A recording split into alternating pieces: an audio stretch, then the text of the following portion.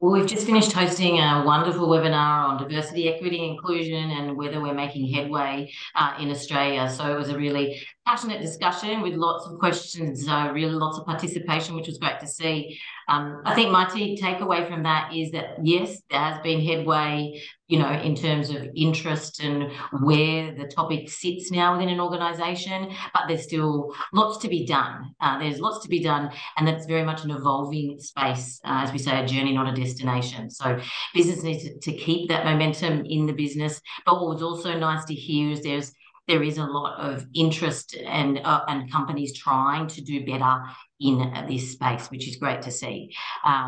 Katie, your key takeaway?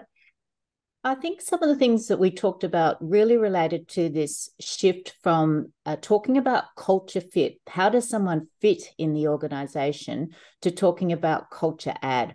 How does a person add to the diversity of the team mix? And I think that's a really important narrative shift so that we expand our notion of who is the best hire, so that we really are thinking more broadly about diversity. And that takes strong leadership. We talked a lot in this session about the importance of leaders regularly communicating the value of diversity and inclusion to the business, embedding it into the organizational strategic plans, setting metrics for leaders at different organizations, because I loved Harleen's point, what we measure, we treasure. And I think that's a reminder for us to all see ourselves also as leaders in this whole journey, not just to rely on executive leaders to set the measures in place. I think one of the other things I loved in this webinar was the focus on the hardwiring of diversity, equity, and inclusion, and the soft wiring.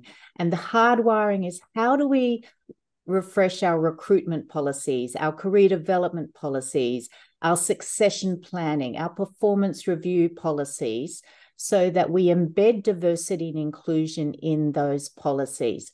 For example, in recruitment, how do we look far more actively for a more diverse candidate pool? How do we look at our interview guides? How do we educate our hiring managers through the recruitment process to consider diversity and inclusion at every step along the way? That's the hardwiring piece. The soft wiring is the education piece, which is equally critical. The importance of ensuring that leaders are educated on how to recognize and challenge unconscious bias. Our leaders are recognized what inclusive leadership practice looks like and how they can change behaviors, their day-to-day behaviors in their team meetings, in their recruitment practices, when they're making key decisions to be more inclusive. I think another key point was the importance of not just looking at diversity, but of course the inclusion piece, and ensuring that we measure the experience of inclusion for everyone in the workplace, because diversity is not just about bringing people in, it's about the experience of people. How safe do we experience? And we know that underrepresented and marginalized people tend to experience lower levels of inclusion and psychological safety in the workplace. The final point, I think, was just the value of storytelling. We heard some great examples in the webinar, and I think we all relate and want to hear more examples of progress we're making as well. Thanks, Katie. Ali? Hi. Pressure. I feel, and I'm just going to second a few points that my fellow panelists have said, organizations need to involve their view on diversity just beyond quotas and tokenism. We just need to ask ourselves why. The why, and Simon Sinek's why, helps us in this conundrum as well. Why are we actually doing this? And how does it help the bottom line? If you're not sure, set metrics, set targets, and try and understand, relook at it every year and see if we have made the change. We have to remember that even if we set these quotas and targets for ourselves, people are not percentages.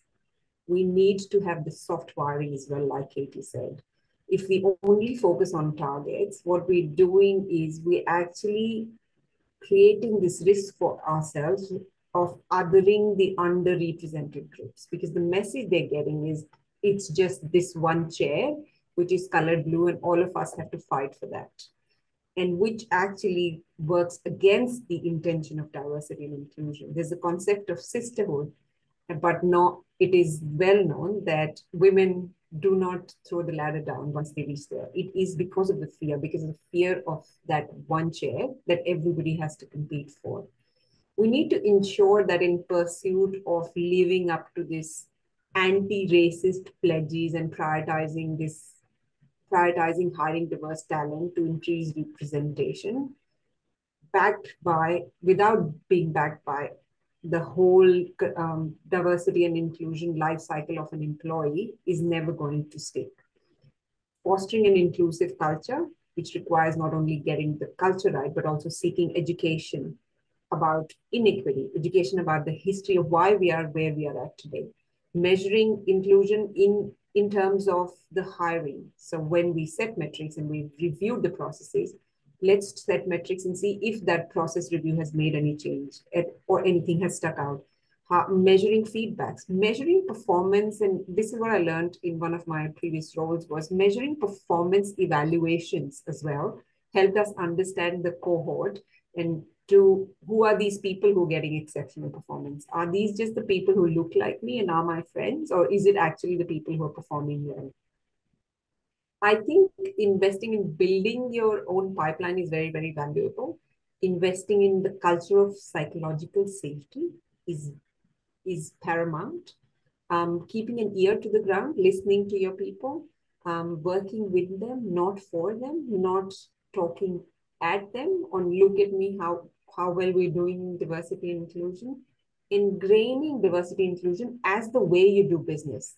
There is so much power to it rather than saying these are the 5 programs that I'm doing. And one of my favorites is don't be scared to say no when you feel the narrative is tokenistic and lacks the so what. So what are we going to do next in this cycle? Harleen, can we finish with you, Emma? Thank you. Thanks. I thought it was a really interesting conversation today that varied. We talked about consistency. We talked about privilege. We talked about intersectionality. We talked about the values of data, and we also talked about the power of storytelling. I think for me, ultimately, this is about remembering this is a very human journey with very powerful, that can have very powerful results and impact on our society when we get it right. Work for many, many people is a very meaningful thing. We spend a lot of our time doing it.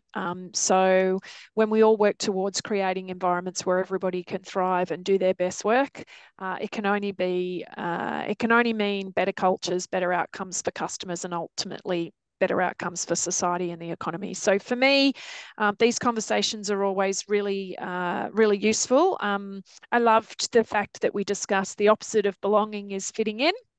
I think I've heard Brene Brown say that recently from some research that she or one of her colleagues had done, as well as Harleen mentioning it again today. And that I think that's a really good note to end on, that there is a difference, and that this is a human journey.